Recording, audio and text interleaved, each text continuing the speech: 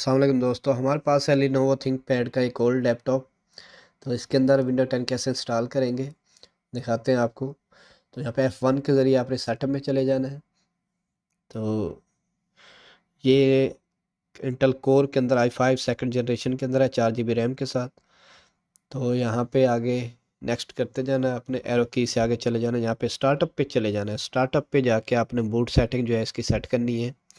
USB के ज़रिए आपने विंडो इंस्टॉल करनी है। तो स्टार्टअप में बूट पर जाएंगे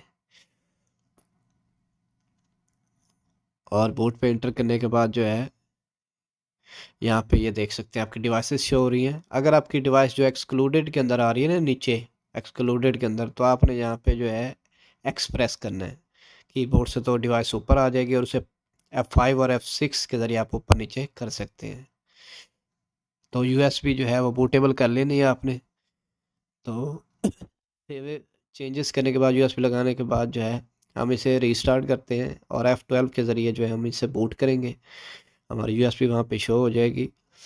USB लगा के भी आप यहाँ पे सेटिंग कर देख सकते हैं, USB शो हो जाएगी यहाँ पे। तो F12 प्रेस करना है बूट सेटिंग के लिए। यहाँ पे USB आ चुकी है हमारी। नेटिक MBR की बनानी है अपने USB विंडो 10 की, एंटर कर देना है यहाँ पे। और बाकी विंडो इंस्टॉलेशन का प्रोसेस वही सेम है। ये हमारे पास Lenovo का जो वर्जन है L520 है, L520।